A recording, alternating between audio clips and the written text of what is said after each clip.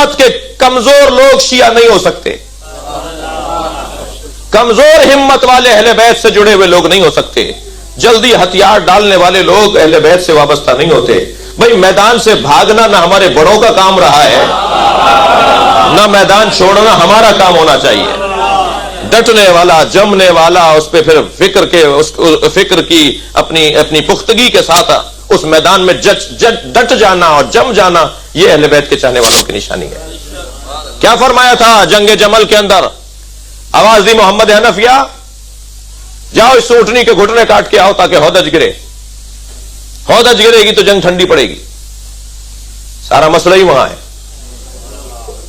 محمد حنفیہ اتر آئے، تیار ہو کر باہر آ گئے، ہاتھ میں تلوار ہے، ڈھال ہے، زرہ پہن لی، خود پہن لیا سر پہ، آئے بابا کے پاس۔ بابا اجازت؟ حضرت فرمایا 3 اصولوں کو ذہن میں بٹھا کر جاؤ، 3 باتوں کو اپنے ذہن میں بٹھا کر جاؤ۔ سب سے پہلی بات یہ جو اس وقت میرے مضمون میں ہے، انظر الی اقصی القوم، آخری دستے پہ نگاہ رکھنا۔ جی اگر تمہاری نگاہ پہلے دستوں پر ہوگی تو کبھی آخر تک نہیں پہنچ پاؤ گے، تمہاری سوچ اگر چھوٹی ہوگی تو آگے نہیں جا سکو گے۔ انظر الی اقصی القوم، آخری دستے کو دیکھنا کہ آخری دستہ کہاں کھڑا ہے، مجھے تو وہاں جانا ہے، تم کون ہو؟ جو سامنے آئے اسے کہنا تم کون ہو، مجھے تو وہاں جانا ہے۔ انظر الی اقصی القوم، آخری دستے پہ نگاہ رکھ کے میدان میں اترنا۔ اور دوسرا اصول یہ کہ قد قدمیک تزول الجبال ولا تضل، جب تم نے اپنے مقصد کو بلند کر لیا تو میدان سے بھاگنا بڑے مقصد والوں کا کام نہیں ہوتا۔ جتنا بڑا مقصد ہے اتنی تمہاری ہمت بھی ہونی چاہیے۔ اپنے پیروں کو زمین میں ایسے گاڑ لینا، قد قدمیک، دونوں پیروں کو زمین میں ایسے گاڑنا کہ تزول الجبال، پہاڑ تمہارے سامنے سے ہٹ جائیں، ولا تضل، مگر تم نہ ہٹنے پاؤ۔ پہاڑوں کو ہٹاؤ، پہاڑوں سے زیادہ اچھا مولا نے پہاڑ کی مثال کیوں دی ہے؟ کیا پہاڑ ہٹتے ہیں؟ جی پہاڑوں کا ہٹنا زلزلے کی صورت میں، اور وہ بھی کس حد تک ہوتا ہے، کتنا ہوتا ہے، لیکن مولا سختی کا بتا رہے ہیں کہ اتنے سخت اور اتنے مضبوط وجود بھی تمہارے سامنے سے ہٹیں مگر تم نہ ہٹنے پاؤ، تم پہاڑوں سے زیادہ مضبوط ہو کر دکھاؤ۔ تشبیہ ہے نا، یہ تشبیہ ہے جی، تزول الجبال ولا تضل، پہاڑوں کو ہٹاؤ اپنے سامنے سے، تم نہ ہٹنے پاؤ۔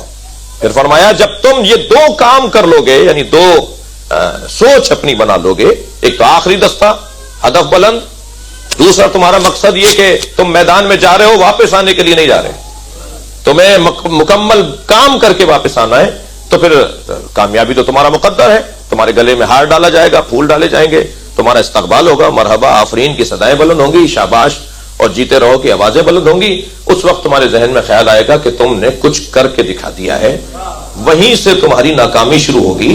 لہذا وَاعْلَمُوا أَنَّ النَّصْرَ مِنَ اللَّهِ، اپنے آپ سے کہنا کامیابی اللہ نے دلوائی ہے، میں نے کچھ نہیں کیا، تاکہ آئندہ کے لیے تیار رہ سکو۔ صلوات پڑھ لیں محمد و آل محمد۔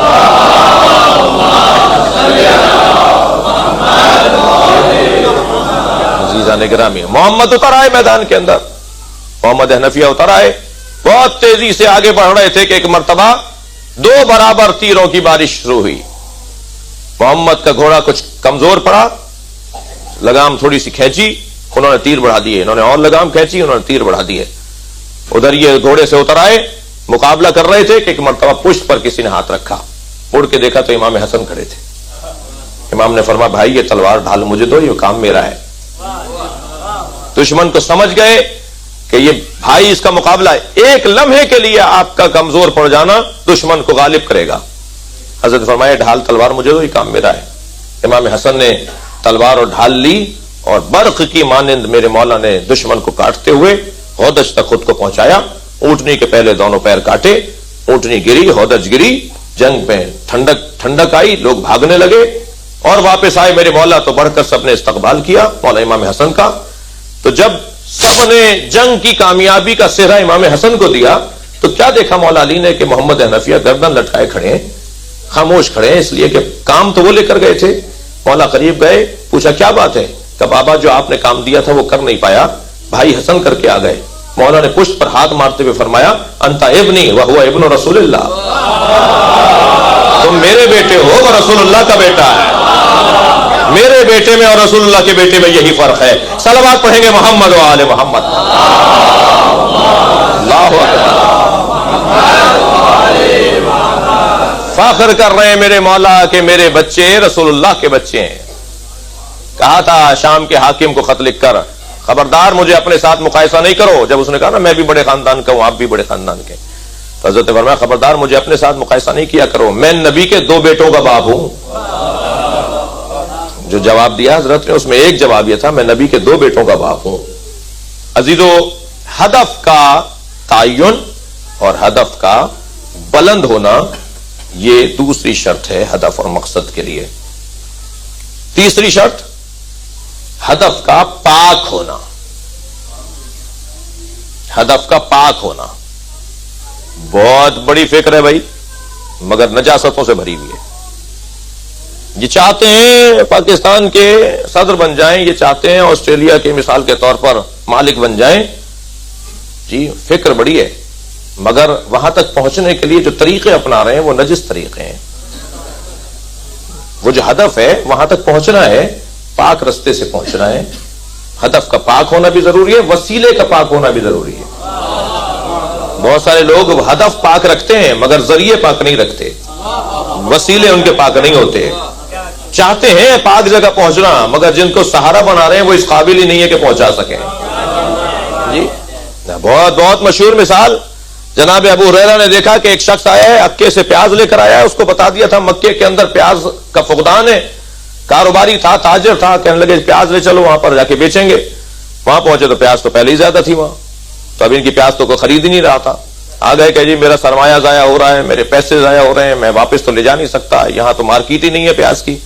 کہنے لگے جی مسلمان کا نقصان نہیں ہونا چاہیے, ہدف بڑا پیارا ہے مگر مسلمان کا نقصان نہیں ہونا چاہیے, اس کے لیے وسیلہ کیا اپنا رہے ہیں؟ نبی کے اوپر ایک حدیث لگا دی.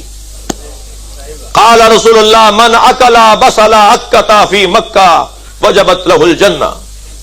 جس نے اکے کی پیاز مکے میں کھائی اس پہ جنت واجب. ساری پیاز بک گئی, اس لیے کہ نبی نے فرمایا ہے کہ اکے کی پیاز جو مکے میں کھا لے. جی تو ہدف کتنا اچھا, ہدف اتنا اچھا کہ مسلمان کو نقصان نہ ہو, مگر وسیلہ کیا؟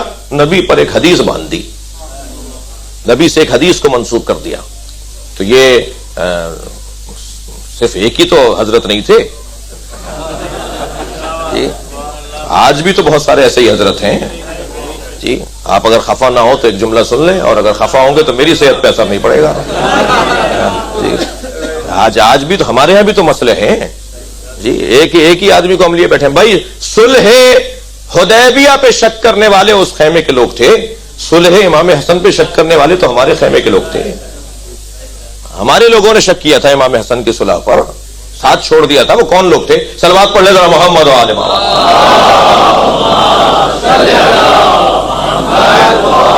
تھوڑی سی کمزور ہوئی ہے آپ کی صلوات. محمد و آل محمد. اللہ آپ کو اپنے حفظ و امان میں رکھے. تو ایسا تو نہیں ہے کہ میں اگر اس دروازے پر بیٹھ گیا ہوں تو بس میرے سارے معاملات ٹھیک ہو گئے. وہاں نبی کی طرف منسوب کی جاتی تھی باتیں, آج بھی باتیں نہ منسوب ہوتی ہیں. کل بھی نبی بیچے جاتے تھے, آج بھی نبی بیچے جاتے ہیں. بھائی حضرت یوسف کو بیچا گیا, جی کل بھی آیات بیچی جاتی تھی قرآن کی, آج بھی آیات بیچی جاتی ہیں. کل بھی حدیثیں بکتی تھیں, آج بھی حدیث. کل بھی ممبر بکتے تھے, آج بھی ممبر بکتے ہیں. کل بھی محرابیں بکتی تھیں, آج بھی محرابیں بکتی ہیں. جی بھائی کل بھی انسان بکتے تھے, آج بھی انسان بکتے ہیں. اور زیادہ بات کرو, کل بھی قرآن کی آیات کو اور اللہ کے پیغاموں کو بیچا جاتا تھا, آج بھی بیچا جاتا ہے. بچوں نے پکڑ لیا نبی کو, نہیں جانے دیں گے, نہیں جانے دیں گے. سرکار نے جیب میں ہاتھ ڈالے تو اخروٹ کے دانے تھے حضرت کی جیب میں, لے کے چلے تھے گھر سے. شاید اندازہ تھا کہ مجھے لوگ گھیریں گے. حضرت نے اخروٹ کا ایک ایک دانہ ایک ایک بچے کو دے دیا. جیسے جیسے دانہ اسے اخروٹ کا ملتا رہا, نبی کو چھوڑ چھوڑ کے جاتا رہا. اصحاب سے خطاب کر کے حضرت نے فرمایا, دیکھا انہوں نے اخروٹ کے عوض مجھے چھوڑ دیا. کل اگر اخروٹ کے عوض بچے چھوڑ سکتے ہیں, اور آج پیسے کے عوض میں اگر نبی کو چھوڑ دوں, دولت کے عوض اگر میں نبی کو چھوڑ دوں, تو مجھ میں اور اس میں کیا فرق ہے؟ بہت مشکل ہے. ہدف کا پاک ہونا لازم ہے. بھائی وہ سفر جو معصیت کے سفر ہوتے ہیں ان میں مسافر کے احکام جاری نہیں ہوتے.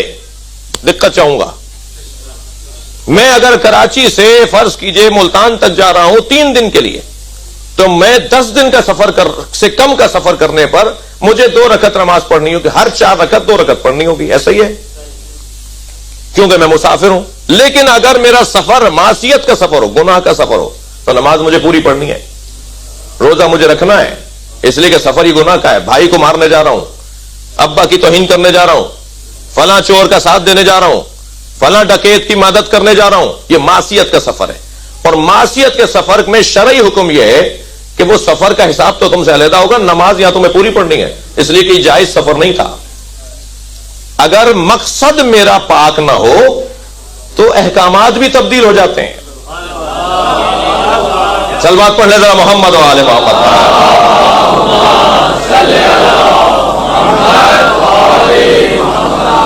ہدف کا تعین، ہدف کا بلند ہونا اور ہدف کا پاک ہونا، یہ صاحبان ہدف کو پہلے سے طے کرنا ہے کہ مجھے کہاں تک پہنچنا ہے. عزیزان گرامی، میرا اور آپ کا ہدف بہت روشن ہے الحمدللہ. ہم اپنے ہدف کو روشن رکھتے ہیں اور ہمارا ہدف بھی بڑا ہے اور ہمارا وسیلہ بھی بڑا ہے. ہم ہدف یہ رکھتے ہیں کہ کسی طرح سے ہمیں زیادہ سے زیادہ قیمت یعنی رضوان من اللہ مل جائے، یا کم سے کم قیمت یعنی جنت مل جائے، یا اللہ اور جنت کے درمیان میں ہمیں حسین مل جائے. جی اللہ اور جنت کے درمیان امام حسین مل جائے. تو ہدف ہمارا پاک ہے، ہدف ہمارا بڑا ہے، ہدف کا تعین بھی ہمارے ہاں روشن ہے. اب ہدف تک پہنچنے کے لیے جو ہم نے وسیلہ اپنایا ہے، اس کی ایک تصویر کو مجلس اعزا کہتے ہیں. میں اپنے بیان کو ایک منزل تک لے کر آیا ہوں اور اس پر میں تو 4 منٹ رکنا چاہوں گا. اس منزل پر یہ جو مجلس ہے، یہ جو ماتم ہے، یہ جو سوزخانی ہے، یہ جو نوحہ خانی ہے، یہ جو عزاداری ہے، یہ جو کالے کپڑے ہیں، یہ جو نیاز نظر ہے، یہ جو علم تعزیہ ہے، یہ جو تابوت ذوالجناح ہے، یہ میں نے ذریعہ بنایا ہے کہ کسی طرح میں حسین تک پہنچ جاؤں، کسی طرح میں امام سے جڑا رہوں. اور امام سے جڑنے کا مطلب ہے اللہ سے جڑنا. میں قریب تر ہوتا جا رہا ہوں کیونکہ اللہ، رسول اللہ، علی ہم طول میں مانتے ہیں، عرض میں نہیں مانتے. ہم انہیں اللہ، رسول اور اہل بیت کو برابر برابر نہیں مانتے، اوپر نیچے مانتے ہیں. فلسفے میں اسے طول کہتے ہیں، اسے عرض کہتے ہیں. ہمارا یا اللہ مدد کہنا بھی ٹھیک ہے، یا رسول اللہ مدد کہنا بھی صحیح ہے، یا علی مدد کہنا بھی صحیح ہے.